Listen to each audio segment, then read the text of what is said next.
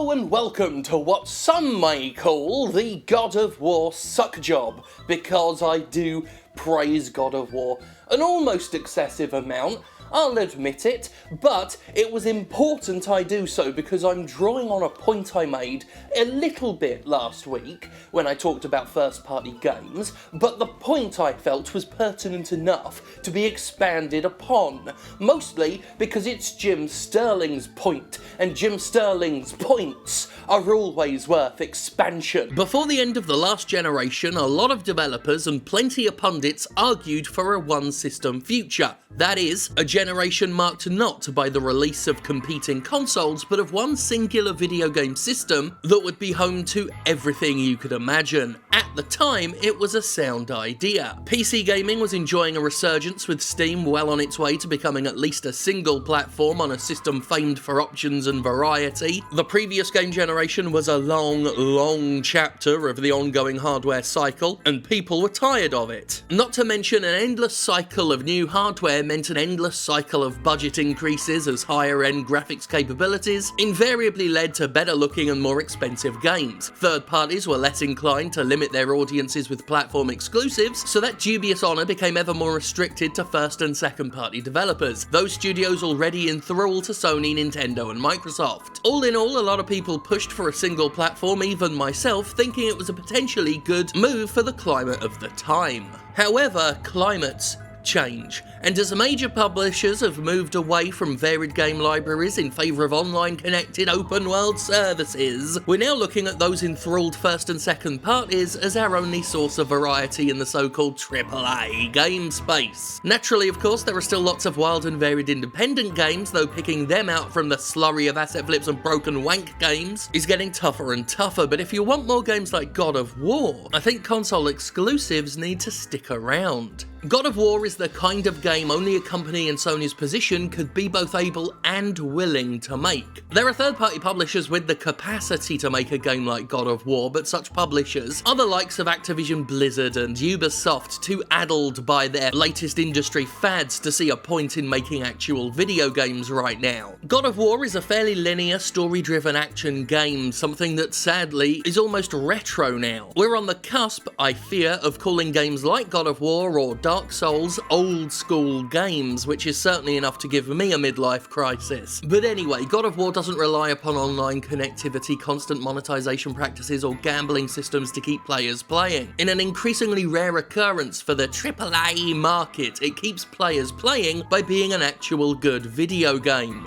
One that only gets better the more you play it, so you want to play more of it. Fancy that. It's a game in which you earn your loot and you don't buy it or have it showered upon you in a desperate bid to keep you invested. You have to explore a richly detailed environment, not an open one, but one of intricately designed branching paths with uniquely designed areas, some of which are hidden away but given no shortage of attention to detail and careful construction as a result. It's a game in which you can spend an entire day playing while finding new things to do, new enemies to conquer, new gear to play with, unlike so many modern games which give you a flat play space and constant recycled objectives based around acquiring power for power's sake. Conversely, Kratos' latest adventure expects you to find your own rewards, and the constant hunt for new stuff is a reward in and of itself. On top of that is a highly polished combat system with an almost overwhelming variety of options that unlock as you play, even though a few of the unlock moves could have done with being starter moves, fucking making the unlock a running attack. This isn't just about getting new guns with higher stats, it's about learning new moves and how best to implement said moves in a fight, so that even though you're battling with largely the same weaponry for most of the game, you're nonetheless doing different shit with it consistently throughout. And speaking of consistency, the fact there's no procedurally generated shit means the entire thing from beginning to end has been handcrafted and designed with actual direction, pacing and a focus on story. In a world where campaigns are tossed aside as seen with the latest Call of Duty or forgotten in a sea of busy work like the average Ubified product, God of War did something we see so rarely from AAA games nowadays. It told a story. A personal and introspective story at that, yet one that nonetheless maintains a sense of scale and weight as it progresses. And when I say it tells a story, it doesn't just shunt some campaign off to the side. I mean, it's actually a game that revolves around its plot, which is something you don't see much either. The idea of scale as more than just square footage on a map. The idea of a huge world that you only explore part of, but nonetheless still feel immersed in something much larger than you. It gives a sense of wonder and awe with the lengthy multi-stage boss fights that can sometimes traverse a whole region, contributing to a sense of size without simply making a massive map and copy-pasting the same bunch of trees all over it. As a consequence, God of War is in full control of its structure, its flow, and its ending, allowing itself to conclude with a bang rather than a whimper. There's an end game for sure, but the campaign itself is excellently built and is always the focus of the game. So when you finally complete it, you truly feel like you've been on some epic sweeping journey and that it's now over, compared to a game like Destiny 2, where you get the short campaign out the way, then find yourself repeating stuff in static open spaces until you get bored and you can tell which game ended on a bang and which one on said whimper. And the reason God of War can do all this is the same reason a game like Super Mario Odyssey is such a constantly delightful and surprising game full of weird shit and fresh things to do.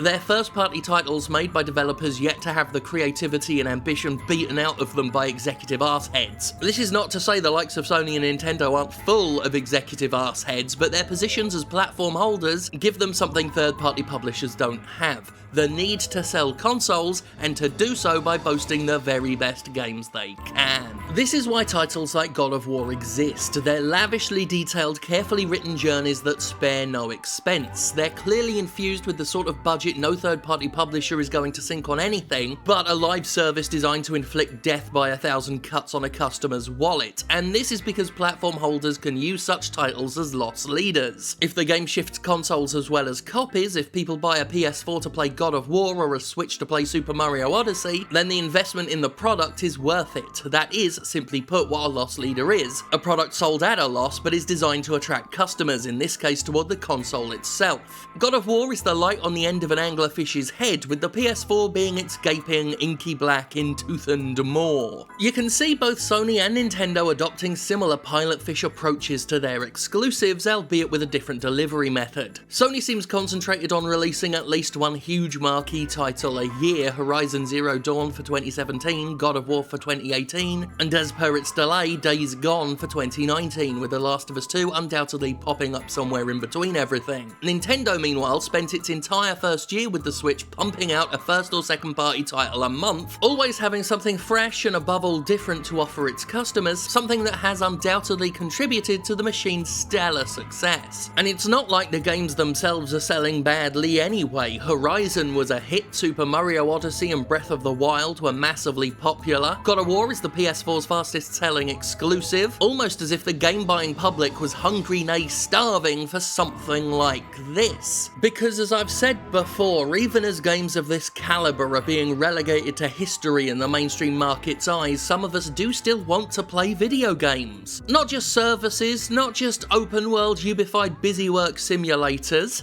And some of us are sick of the latest trend being crammed directly into our arseholes. Like, we didn't want a dozen military shooters last gen, and nobody needs the amount of battle royale games we're going to be drowned in now. Some of us like playing games, lots of different games. It falls to the indie market to do that on a small scale, but if we want any such games on a large scale, our most dependable source is the platform holder, and a concept I once despised but now see high value in: the console exclusive game. I may have been a bit lavish, but I've got to draw from whatever positivity I can. Otherwise, I may go hollow before Dark Souls Remastered comes out. The hollowing's already started. Listen to the noise my fat round empty belly makes.